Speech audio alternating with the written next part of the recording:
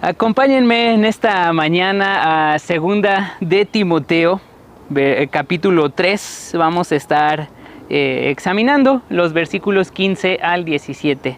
Segunda de Timoteo 3, 15 al 17. Este mes, agosto, se celebra el mes de la Biblia, así que no quería dejar pasar la oportunidad para hablar de la Escritura, y precisamente en este pasaje de Segunda de Timoteo es uno de los versículos clave en cuanto a bibliología para entender también algunas características sobre la Escritura. Así que acompáñenme, Segunda de Timoteo 3, 15 al 17. Desde tu niñez conoces las sagradas Escrituras, que pueden darte la sabiduría necesaria para la salvación mediante la fe en Cristo Jesús. Toda la Escritura es inspirada por Dios y útil para enseñar, para reprender, para corregir, para instruir en justicia, a fin de que el siervo de Dios esté enteramente capacitado para toda buena obra. Dios Padre, te alabamos, te bendecimos, Señor, en esta mañana, dándote gracias, Señor, por la oportunidad que nos das de reunirnos en tu nombre y por la bendición que tenemos de poder estudiar tu palabra. Te agradecemos, Señor, por tu revelación. Gracias porque a lo largo de la historia la has conservado y porque podemos conocerla, estudiarla y seguir creciendo en la fe. Te pido, Señor, que tú nos des sabiduría, nos des inteligencia para poder entenderla y sobre todo también que podamos vivir de acuerdo a lo que tú nos muestras aquí en tu palabra. En el nombre de Cristo Jesús y por tu Espíritu Santo. Amén. En este texto, pues Pablo está escribiendo a Timoteo. Timoteo es un joven pastor, un joven que se encuentra ya en el ministerio, pero que se ha topado con muchos problemas al momento de servir a su comunidad. Problemas de todo tipo, desde personas quizá con una mayor posición social, económica incluso, mayores que él, que han denostado mucho su trabajo, que no le han dejado servir adecuadamente, le han puesto trabas por su edad, lo han menospreciado. Por otro lado, se ha topado con problemas doctrinales también, en los cuales han llegado maestros de otras comunidades ahí a su pequeña iglesia y han empezado a enseñar cosas erradas, cosas extrañas, pero que como se presentan como grandes maestros, se han jalado a muchos de sus congregantes, al grado de que se han gestado partidos, ¿sí?, al interior de esa comunidad. Ha tenido que trabajar o lidiar también con personas chismosas, que han estado murmurando respecto a su trabajo, respecto al trabajo incluso de Pablo. Entonces es un joven que ha tratado de hacer lo que el Señor le ha llamado, pero se ha topado con una serie de obstáculos. Por eso es que Pablo le escribe estas epístolas. Son epístolas de tipo personal para indicarle cómo llevar a cabo la labor pastoral. Si nosotros pues quisiéramos también tener un estudio, ¿no?, de qué implicaciones se deben de considerar para el servicio en la iglesia, pues recurriríamos precisamente a Primera y Segunda de Timoteo junto con Tito, que son consideradas como epístolas pastorales, precisamente por este tipo de temáticas que abordan aquí. Y lo que quiere hacer Pablo es alentar a este joven. Incluso ha tenido problemas estomacales, quienes han estado bajo mucha presión, mucha responsabilidad, problemas a su alrededor, saben lo que es el somatizar todas esas cuestiones, ¿no? Empezar con problemas, yo creo que a lo mejor tendría colitis, algo así parecido, gastritis, de tanta presión, tanta tensión que se vivía en el ministerio y que, bueno, hoy se sigue padeciendo, ¿no? Yo recuerdo mucho a mi papá. Él fue pastor durante toda mi vida. Cuando yo nací, él ya era pastor, y hace algunos años que falleció, seguía siendo él pastor, ¿no? Y una de las características que yo recuerdo de él, de mi infancia, fue que aun cuando él quería acercarse a mí y a mi hermano para abrazarnos, jugar con nosotros, no podía. E incluso cuando nosotros estábamos así, todos hiperactivos, jugando, tratando de jugar con él luchitas, y nos acercábamos para abrazarlo, él así con dolor nos abrazaba porque tenía un fuerte dolor de estómago, tenía colitis, ¿no?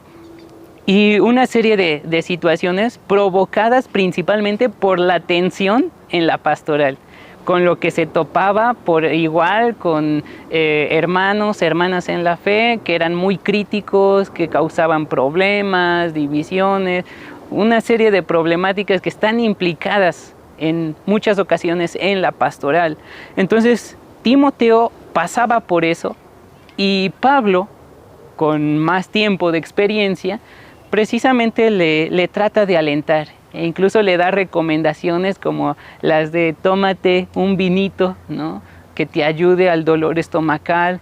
Le da recomendaciones de cómo debe de elegir a su equipo de trabajo, los líderes que debían de servir, qué características debían de ellos presentar, y siempre lo está animando. Y llega este punto en el capítulo 3, donde va a hablar en varias ocasiones sobre la escritura como punto de partida para su ministerio.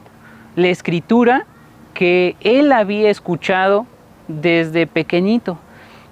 Su abuelita y su madre habían estado siempre al pendiente de Timoteo.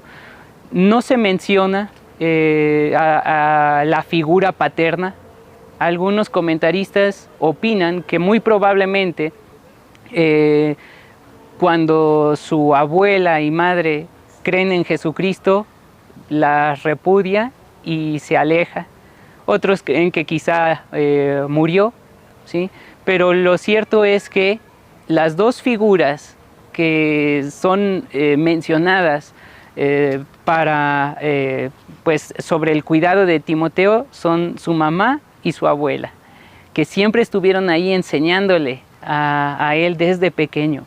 Por eso llegamos a este punto en el capítulo 3, donde hace el contraste de los falsos maestros, aquellos que causan divisiones en su congregación, y el testimonio de Timoteo. Voy a regresarme un poquito ahí al versículo 10. Dice, tú, en cambio, ¿sí?, a diferencia de los falsos maestros que han llegado allí a causar problemas, has seguido paso a paso mis enseñanzas, mi manera de vivir, mi propósito, mi fe, mi paciencia, mi amor, mi constancia, mis persecuciones y mis sufrimientos. Pablo estima a Timoteo como un hijo. Ustedes saben que Pablo no tuvo hijos, pero tuvo a varios discípulos que siguieron su camino. Uno de ellos es Timoteo. Y vean ahí todo lo que Timoteo también en su testimonio modela respecto a Pablo, incluso sus persecuciones y sufrimientos. Habíamos estado estudiando en Hechos, y en varias ocasiones nos encontramos a Timoteo con Pablo en algunos de sus recorridos. Había también padecido situaciones de persecución junto con Pablo, de escasez junto con Pablo, de murmuración de parte de los judíos junto con Pablo. Así que conocía bien lo que implicaba la labor pastoral. Estás enterado de lo que sufrí en Antioquía, Iconio y Listra, y de las persecuciones que soporté, y de todas ellas me libró el Señor. Asimismo, serán perseguidos todos los que quieran llevar una vida piadosa en Cristo Jesús. Y aquí presenta Pablo, a manera profética también, la dificultad del ministerio pastoral. Así como Pablo sufrió, Timoteo también, y dice aquí, todos los que quieran llevar una vida piadosa en Cristo Jesús. E incluso esa noción lo extiende aún más, no solamente para el pastor, el predicador, sino para todos los discípulos. Jesús mismo había enseñado a sus discípulos que vendrían persecuciones, que sería muy difícil seguir en su camino. Mientras que esos malvados, embaucadores, los falsos maestros, irán de mal en peor, engañando y siendo engañados. Y el contraste que se presenta aquí, por un lado, es de la vida de aquel que busca llevar una vida piadosa delante del Señor, ¿sí? Manifestando la gracia, la misericordia, la justicia, la honestidad, la santidad, con aquellos que quieren tener ganancia, que quieren engañar a las personas para conseguir un bien para sí mismos. Engañando y siendo engañados. Es decir, aquellas personas que realizan ese tipo de servicio, entre comillas, ¿no?, son presa de su mismo error.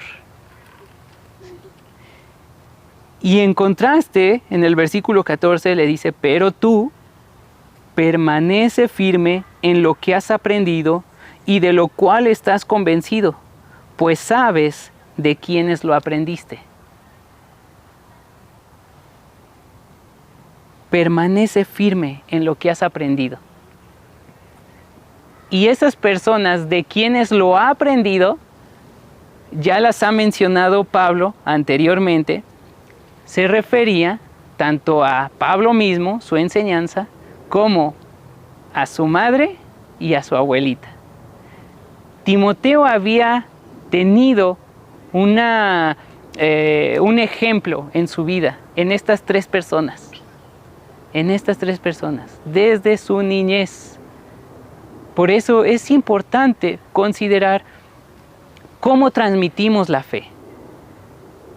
Quienes somos padres, abuelos, abuelas, tenemos esa gran responsabilidad de transmitir la fe a nuestros hijos, a nuestros nietos, a las próximas generaciones.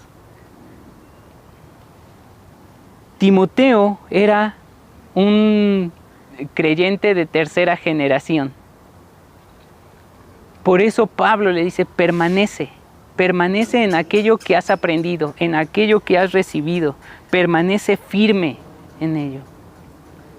Algo interesante que suelo mencionar en el estado actual de la iglesia, en México en general, es que cada vez las iglesias tienen menos número de jóvenes. Y puede que se consideren algunos cuando hay campamento, cuando hay congreso, cuando hay alguna actividad grande. Pero en general, en las iglesias, el número de jóvenes está decreciendo. Y nos encontramos aquí en el país en quizá una cuarta generación de familias cristianas, lo cual nos lleva a cuestionarnos qué ha pasado con esa transmisión de la fe. ¿Por qué los jóvenes no han permanecido en la fe? Y muchos de nosotros quizá tenemos familiares, primos, primas, sobrinos, sobrinas, que recibieron quizá una educación cristiana en el hogar, pero que hoy no se reúnen, no les interesa, incluso, y algunos aún más lo rechazan por completo. ¿Qué ha pasado en esa transmisión de la fe? Timoteo era una tercera generación y Pablo le hace ver también su responsabilidad. Permanece en lo que has aprendido. La responsabilidad es tuya. Ya tu abuelita, ya tu mamá te enseñaron las escrituras, permanece en ello. Permanece en ello. Y el versículo 15 dice, desde tu niñez conoces las sagradas escrituras. Timoteo había tenido una muy buena formación cristiana en casa. Ciertamente, como judío, se esperaba que participara de la enseñanza de la Torá en la sinagoga. Pero su enseñanza de las escrituras, más que el ámbito académico sinagogal, fue por su familia, fue por su madre y su abuelita. Conoces las sagradas escrituras. En el Nuevo Testamento, siempre que encontremos el término escrituras, hace referencia al Antiguo Testamento. En ese tiempo no había un Nuevo Testamento como el que nosotros ahora tenemos. Circulaban los escritos, los evangelios y, por ejemplo, las epístolas de Pablo. Las escrituras para ellos eran el Antiguo Testamento. Y dice aquí que Timoteo había sido instruido en el Antiguo Testamento. También ahí, entre paréntesis, la importancia de estudiar el Antiguo Testamento. Son las sagradas escrituras, necesitamos conocerlas. Pero noten aquí lo que dice Pablo respecto a las sagradas escrituras. Dice, pueden darte la sabiduría necesaria para la salvación. Sabiduría necesaria para salvación. ¿Por qué venimos aquí? ¿Por qué estudiamos la escritura? ¿Porque queremos conocer datos históricos? ¿Porque queremos saber de cultura judía, de cultura griega? ¿Porque nos gusta la geografía? ¿Porque quizá queremos encontrar, no sé, alguna noción científica en el texto? ¿Una filosofía de vida? La sabiduría de las escrituras, bien claro lo expresa aquí Pablo, es para salvación. Para salvación.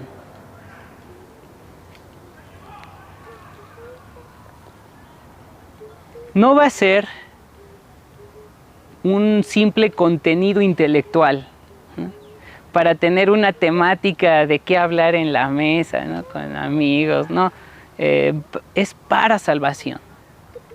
El conocimiento, la sabiduría de la Escritura es para salvación.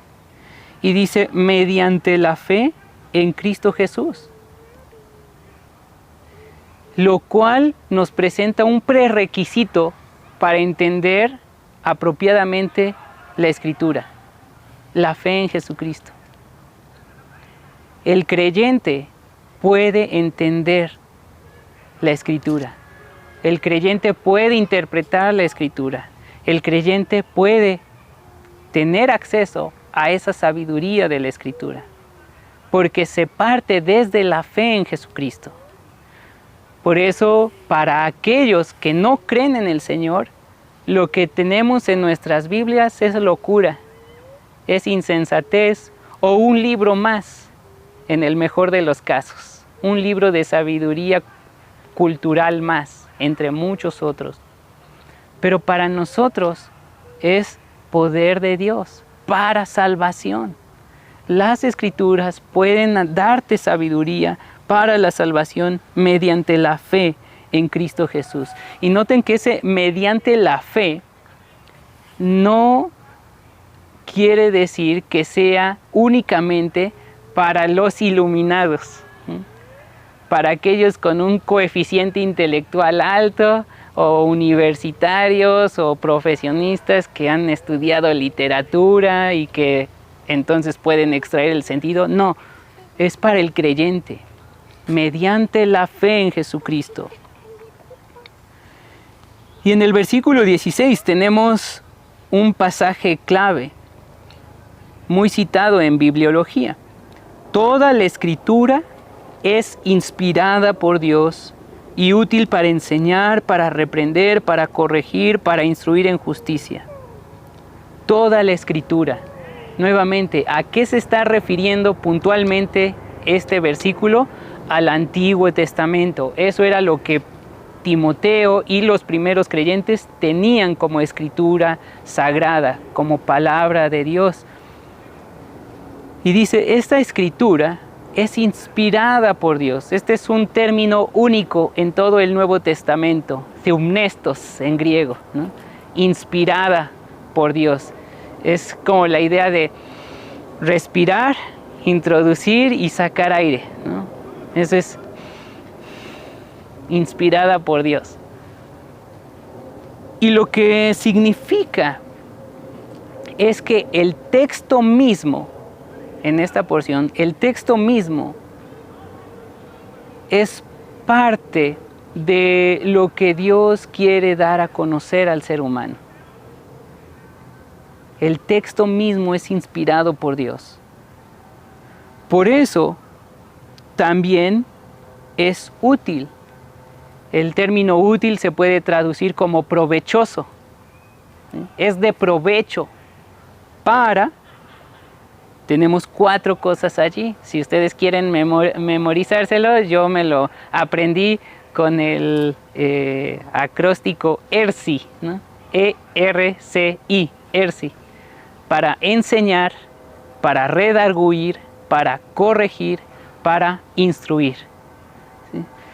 Y lo primero es útil o provechoso para enseñar. Para enseñar matemáticas, ciencia, no. Biología, no.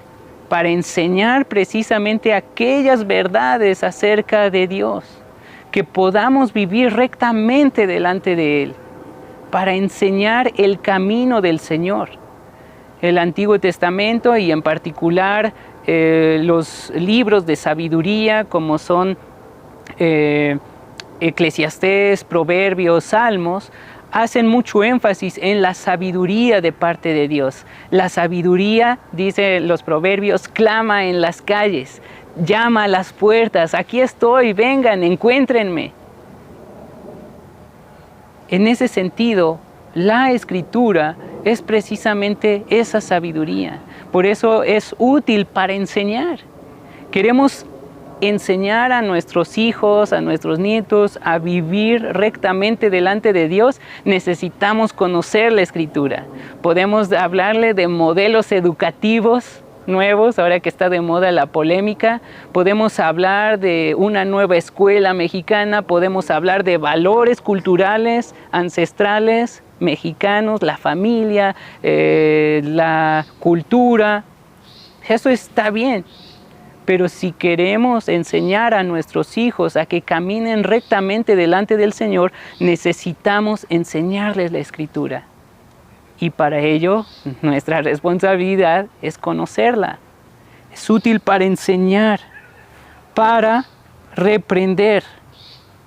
Reina Valera traduce el mismo término como redarguir, reprender. Va a haber fallas en la vida, va a haber errores en la vida, va a haber malas decisiones. Y a veces va a ser necesario, por eso mismo, reprensión, redarguir, llamar a arrepentimiento. Nuevamente podemos acudir a modelos psicológicos de crianza y hacer uso de los estudios más actualizados en relación a ello. Y está bien conocer a lo mejor de neurociencias del comportamiento, cómo se va desarrollando el cerebro de la persona, cómo va formando su propia personalidad y cómo se autoconcibe y se autoafirma en los berrinches, ¿no? Todo ese tipo de situaciones. Está bien aprender de ello. Pero para redarguir o reprender es necesario la Escritura. En el Antiguo Testamento encontramos muchos ejemplos de reprensión, ejemplos del pueblo judío. El texto en Hebreos nos dice que esas cosas fueron escritas para nosotros como modelo, como tipo, como figura. Podemos enseñar a nuestros hijos sobre las situaciones de la vida, sobre cómo hacer frente a nuestros propios errores, a nuestras malas decisiones, con los ejemplos que encontramos en el Antiguo Testamento. Es útil, en tercer lugar, para corregir. ¿Cómo queremos que nuestros hijos, la siguiente generación, crezca? Y esto es bien importante. En una sociedad posmoderna, donde todo es relativo, hay una gran subjetividad, gran diversidad de perspectivas respecto a la verdad. ¿Qué es la verdad? La encontramos en las Escrituras. Podemos corregir. Por ejemplo, ahora que está también la temática de ideología de género, en un aspecto social, cultural, pero también ahora en el ámbito educativo. ¿Cómo podemos corregir eso? ¿Desde nuestro machismo mexicano? No. Necesitamos conocer la Escritura, corregir en todo sentido. Y finalmente dice, para instruir en la justicia. Nuevamente, la justicia es característica de la vida del creyente. Y aquí hemos hablado en varios otros momentos respecto a la justicia que debemos de practicar para la sociedad en la que vivimos, donde la corrupción es algo cotidiano, algo arraigado en lo político, en lo económico, pero también en lo religioso. Hay corrupción en círculos cristianos. Simonismo, se le da posiciones a tal o cual persona. ¿Cómo podemos instruir en la justicia? A partir de la Escritura. Y vean la finalidad, la tenemos ahí en el versículo 17. A fin de que el siervo de Dios esté enteramente capacitado para toda buena obra. ¿Cómo podemos estar capacitados o preparados o alistados con los recursos necesarios para llevar a cabo nuestro servicio al Señor?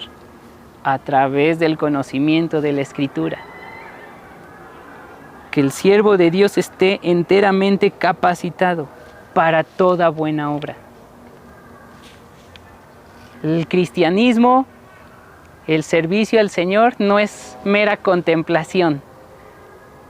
Tiene que ver con estas buenas acciones, buenas obras. Y esas buenas obras no solamente han de practicarse aquí en la comunidad, sino en nuestro diario vivir. Allí, con nuestros compañeros, compañeras de escuela. Ahí se practican esas buenas obras. En el trabajo, con los compañeros del trabajo, ahí se practican buenas obras. Mientras vamos de camino por el transporte público, ahí se pueden practicar buenas obras. Con nuestros vecinos, vecinas, se pueden practicar buenas obras.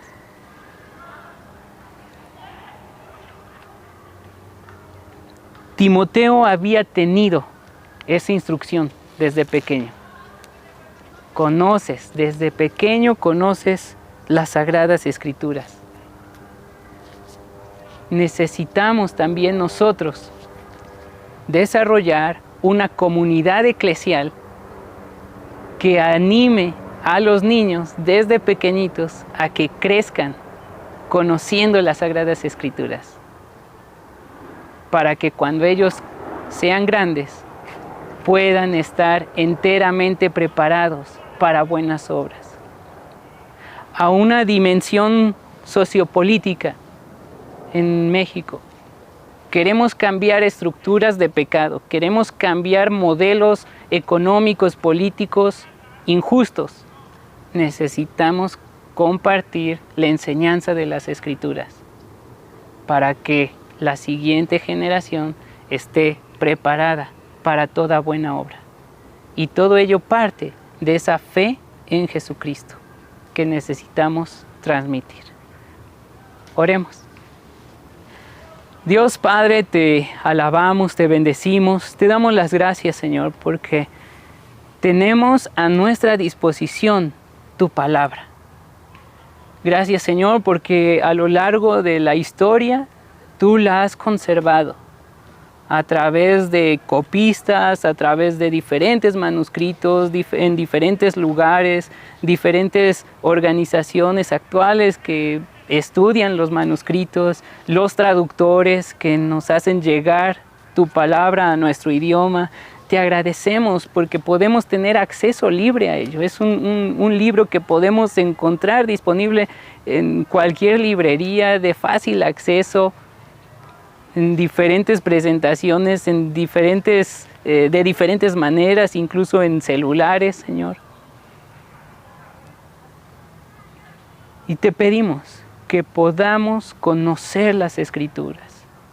Te agradecemos, Señor, porque hemos podido conocer tu palabra, muchos de nosotros aquí presentes desde pequeños, desde que éramos bebés incluso, tuvimos esa bendición de crecer en una familia que nos enseñara tu palabra.